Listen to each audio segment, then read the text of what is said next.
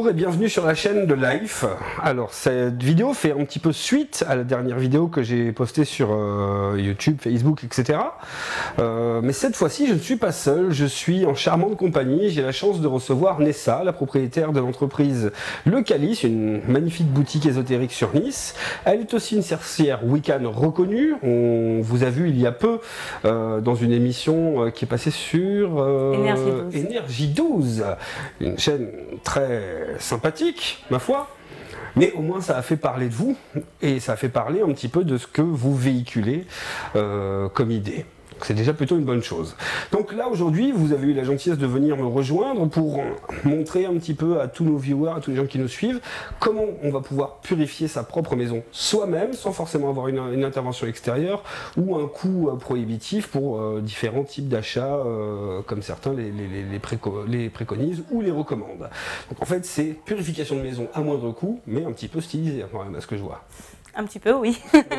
Si vous voulez bien que je vous présente un petit peu avant, ça fait 18 ans, si je ne me trompe pas, que vous avez rejoint le mouvement Wicca. Oui, j'ai commencé à l'âge de 11 ans.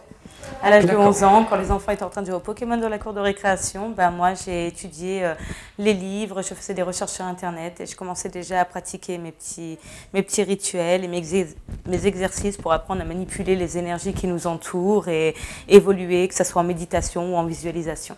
D'accord, donc c'est une vraie passion qui vous suit depuis l'enfance. Ah, depuis l'enfance, ben moi depuis que je suis toute jeune d'ailleurs, j'ai cette possibilité, j'ai cette hypersensibilité qui me permet de voir les énergies qui nous entourent, les énergies autour de nous. Donc je ne vois pas comme tout le monde, je vois des choses en plus, ce qui me permet également de voir l'aura des gens, ce qui m'aide énormément pour pouvoir aider justement les personnes à s'améliorer dans le quotidien et à retrouver le bon chemin de vie.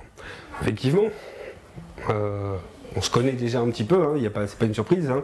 Vous êtes quelqu'un que j'apprécie beaucoup. Généralement, on se tutoie, mais là, pour l'émission, on a décidé de faire ça dans un cadre peut-être un petit peu plus cadré, justement. Donc, l'intérêt, c'est que j'ai voulu justement que vous puissiez transmettre cette passion et une partie de vos connaissances aux personnes qui nous suivent, pour qu'ils puissent faire enfin le distinguo entre ce que les gens racontent et ce qu'est réellement le mouvement Wicca. Puisqu'il y a, dès qu'on dit sorcière, il y a une partie de la population qui s'affole un petit peu, qui est un petit peu stressée, alors que pourtant il n'y a rien de méchant, hein. C'est une sorte de druide, on va dire des temps modernes, qui vient un petit peu de l'époque New Age, comme vous le disiez tout à l'heure. L'intérêt maintenant, ça va être justement de faire comprendre un petit peu, voire pourquoi pas susciter des vocations, comme je l'avais expliqué dans la première vidéo, de faire comprendre un petit peu ce qui vous intéresse vraiment chez l'autre, parce que si je ne me trompe pas, c'est l'amour de l'autre, l'envie d'aider qui est un petit peu le leitmotiv. Oui. Puisque c'est pas une carrière qu'on se dit je vais faire ça pour devenir riche, etc. On est bien d'accord. Non, je vous assure.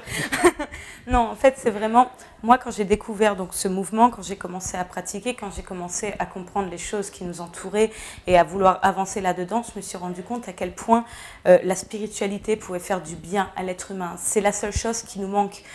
Moi, je vois l'être humain comme un triangle. On a le côté psychologique, le côté physique et le côté spirituel. Et à l'heure actuelle, ce qui s'est passé, c'est qu'avec la technologie et tout ce qui nous entoure, l'être humain a perdu cette spiritualité et cette hypersensibilité aux énergies de la nature et aux énergies qui nous entourent. Et justement, moi, je suis là pour réapprendre les gens à revivre de nouveau avec leur spiritualité, parce que ce qui manque à l'être humain, c'est uniquement ça. Aujourd'hui, vous avez beau avoir tout ce que vous voulez dans la vie, vous aurez toujours un manque et toujours un mal-être.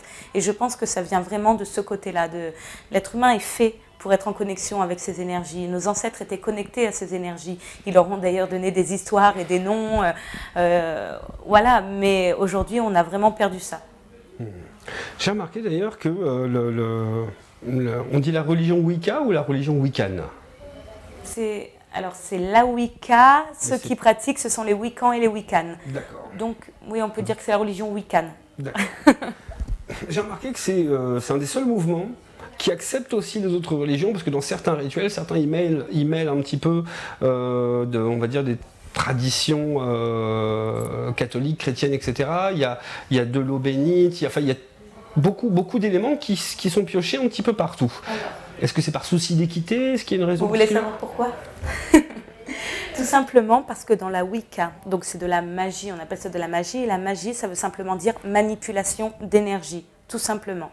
Et en fait, moi, ce dont on croit, nous, les Wiccans, et moi, j'y crois profondément également, c'est qu'à l'époque, donc comme je disais, nos ancêtres étaient connectés à ces énergies, ils les voyaient, et je pense que tout ce dont on parle à l'heure actuelle, donc les religions, que ce soit Dieu, les saints, Bouddha, les dieux vikings, Odin, que ce soit les dieux grecs ou autres, ce sont simplement des très grands flux énergétiques très très puissants, donc qui ont aidé à créer notre monde et qui sont tout autour de nous, des flux d'énergie très très puissants et très très bénéfiques, auxquels l'homme a simplement donné un nom et une histoire pour les assimiler à l'homme. Donc on n'a pas de religion parce que c'est tout. On est en accord avec toutes ces énergies. C'est un petit peu le propre de l'homme de vouloir mettre une étiquette sur quelque chose pour ne plus en avoir peur. Exactement. Et mieux l'appréhender. Exactement, et ça tombe, c'est souvent une seule énergie sur laquelle on donne plusieurs noms. Enfin voilà, c'est simplement ça. Et les gens les ont assimilés et leur ont donné des noms, mais c'est pour ça que dans un rituel, on peut autant faire appel à Aphrodite, qui est une déesse grecque, autant à Dieu ou à un saint ou Marie. On peut faire vraiment appel, ça dépend quelle énergie vous voulez attirer à vous quand vous faites un rituel et quelle énergie vous voulez travailler. Mais on peut faire appel à toutes les religions possibles. Donc on n'a pas vraiment de religion. Un petit peu l'inverse de ce qui s'est passé à une époque où les catholiques, pour pouvoir convaincre le plus grand nombre de païens, ont commencé à mettre les fêtes catholiques aux dates des grands solstices païens, etc. C'était pour pas les troubler. C'est comme par exemple la chasse aux sorcières, c'est quoi? Alors donc sorcière, c'est un nom à la base qui est péjoratif, on est d'accord. C'est l'Inquisition à l'époque du Moyen-Âge qui avait donné ce mot sorcière comme lanceuse de sorts, qu'on avait accusé d'avoir amené la peste et toute autre maladie. Mais en fait, la base, c'est simplement que c'était des guérisseurs. C'était des femmes qu'on allait voir quand on n'était pas bien, qui aidaient justement les gens. Elles avaient des secrets que d'autres n'avaient pas, le secret de la vertu des plantes, de la vertu des pierres. Elles avaient la possibilité de manipuler ces énergies qui les entouraient pour améliorer le quotidien. Et donc ensuite, au Moyen-Âge, le christianisme a voulu donc s'imposer. Et l'Inquisition a décidé tout simplement de tuer les personnes de savoir pour pouvoir manipuler plus facilement les moutons. C'est souvent ça d'ailleurs. Il paraît que le savoir est une arme. Je n'ai rien. Après, est-ce que c'est vrai ou pas? C'est exactement ça. Après, je suis chrétienne.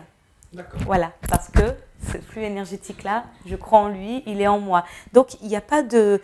On est chrétienne, ou on est sorcière, ou on est musulmane, ou autre. Dans la Wicca, on est vraiment ouvert. Il n'y a pas de distinction.